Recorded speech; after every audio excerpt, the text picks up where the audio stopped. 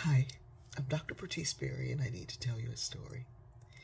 I had the opportunity to sit down with my brother and his girlfriend. We went to breakfast and spent some time around and just visiting with one another, and it was really a beautiful time. It was my first time meeting her, and she's just pure light, and I could feel my mother's presence with us, just smiling, just smiling.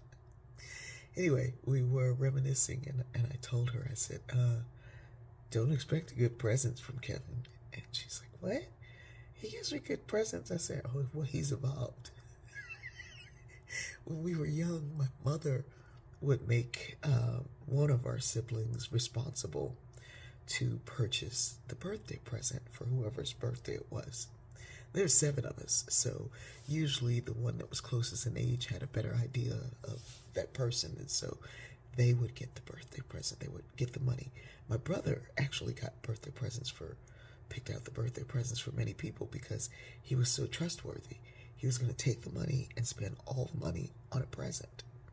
Problem was, the present was typically for him. We were just kids. But one year I got a football. When he got a little older, I got those little men that would always break. Somebody would step on them, the ones that go on that electric plate. There was an electric metal sheet, and I guess they had magnets in them, and you turn it on, and the men would go, the football players would go, and he'd set them up in a formation, and they would run into each other. And they wouldn't do anything. They just across the plate. But he'd lose some of the men, and so one year I got some of those little men to go on that sheet of metal. And he would play with me. He'd go, let's look at how to do. See, if you put him in this formation, it's going to do this. If you put it in this formation, it'll do that. And one year, we got older. He loved music. He still loves music. Any genre of music, he loves music. And I was in the Holiness Pentecostal Church, and you could not listen to music outside of the church. But at that year, I got an Ohio Players album.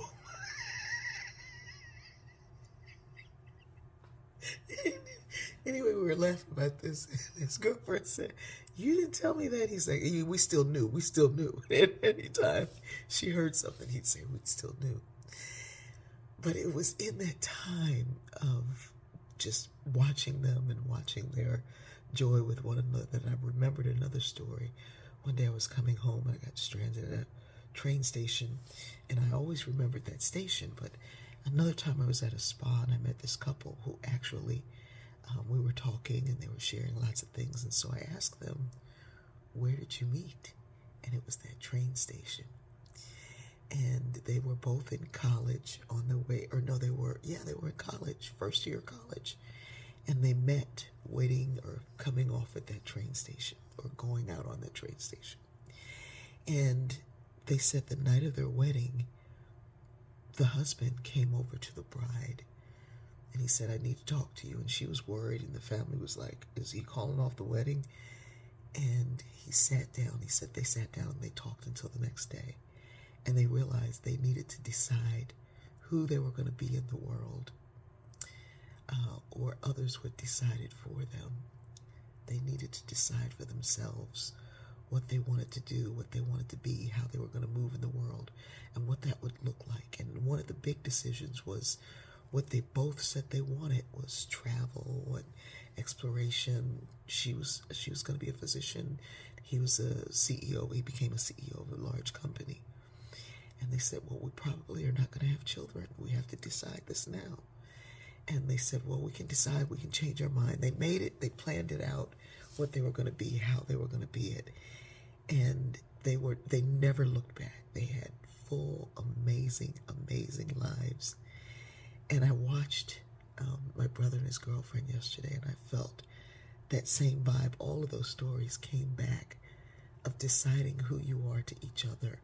And even in the past, when others have tried to decide for you who you should be, and you ended up in those places, don't regret it, because you also had a part in it. But live your life now, from now on, based on who you want to be and how you want to move in the world. Sometimes our families, our cliques, our groups can determine for us who we are, but that's not what we've decided for ourselves. Get outside of that and see a little more. And if somebody gets you a football and you don't play football, no, that's not the game you were set up for. I love you.